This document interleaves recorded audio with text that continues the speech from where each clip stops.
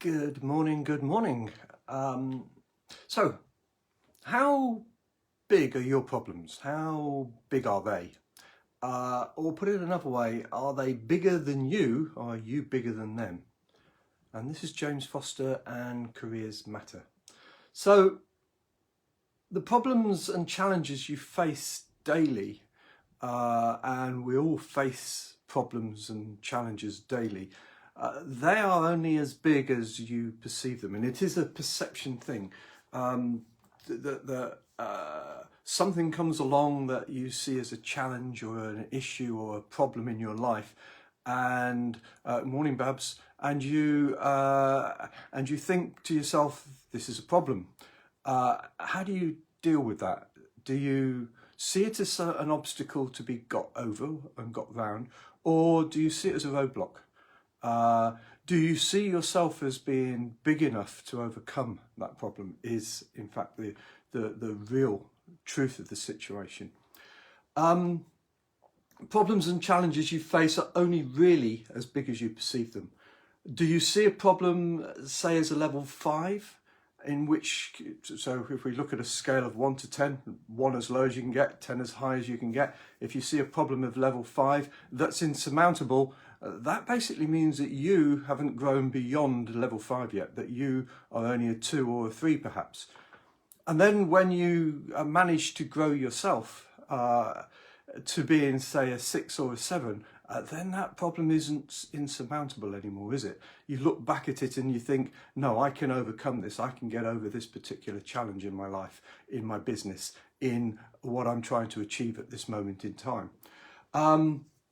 But if you grow yourself to, say, a 10, which of course is the ultimate goal of all of us, then every problem that you perceive is always just going to be one of those things you have to manage in your day.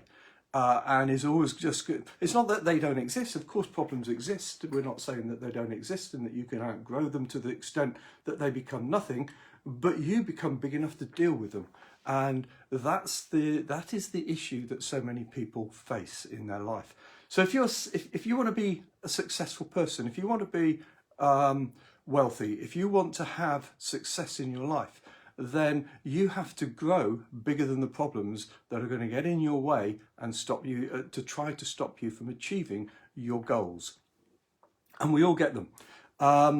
We're living in a, this is a very good year for demonstrating a lot of things, and one of the things is the perception of the problem with this COVID thing, with the lockdown, which has impacted a lot of lives, and we can't pretend it hasn't. It has impacted so many lives. It has seen many tens of thousands, hundreds of thousands, even millions of people being furloughed and put off work. So it's not that it isn't a problem, it isn't that there isn't a challenge within this thing at this moment in time, but it's how are we as individuals dealing with it.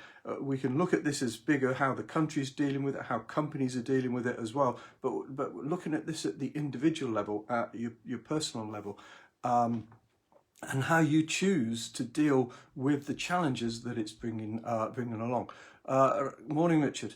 So the problems that you face in life, if they are too big for you, then that is a factor of you not being big enough to deal with them, and not a factor that the problem is too big to be dealt with, because those problems are exactly the same for everybody. Anybody that starts a business, grows a business, runs a business, they're going to face problems and challenges exactly the same as you. Some people will overcome those problems and challenges because they're big enough to do it. Others will fall and see those problems and challenges overcome them simply because they have not yet grown big enough to deal with them. So just thinking for a moment about sales, about selling, and about your perception of the market, whether or not that market is attainable, whether or not you can sell your services, your products, your solutions in any particular market, and we're not, again, I'm not dealing just here with the current lockdown situation, current corona situation. I'm dealing with the market as a whole, because any market there's a challenge. Every market has problems and issues to overcome.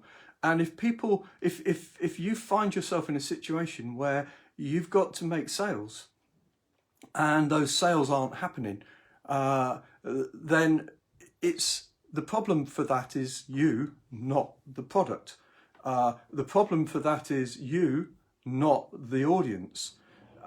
It may be that you're targeting the wrong audience. It may be that you have not pitched the product or the solution, or it may be that you need to change some of the components of the product. There may be factors that you've got to deal with it, but the challenge is you, not the product and not the audience. You're the person that's determining who you're selling that to. You're the person that's determining how you're selling it, and you're the person that is not selling it.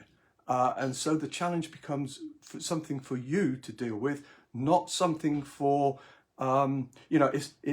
it's not the fault of the market. It's not the fault of the product. Everybody else who are your competitors are facing exactly the same issues and challenges. There's a banner on top of there, I need to get rid of that. Are facing exactly the same issues and challenges that you are, but some of them are overcoming them. Some of them are getting by, and some of them are creating sales. I've run a recruitment business for 17 years, and in that time, there have been periods of time where I just have not been able to sell. And yet, other recruitment businesses selling exactly the same service as me are selling their service. They're getting through to the hiring manager. They have been able to persuade their clients to do business with them. They've been able to find the right candidates, etc., etc.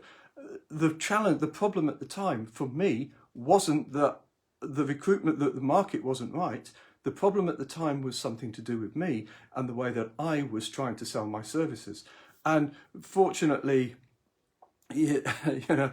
fortunately, I've gone round the block a few times when it comes to that, and so I know, I know what I have to do to reset and be able to create a successful environment again.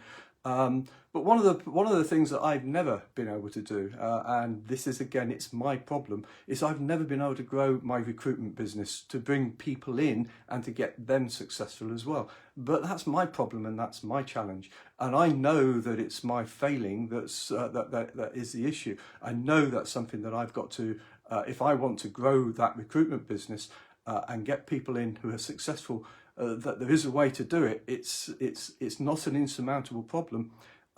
Because other people do it, other companies do it successfully. They grow a business, they bring people in, their consultants become successful. They get a business that is thriving. It's just that obviously there's something about the way that I'm working that doesn't work properly.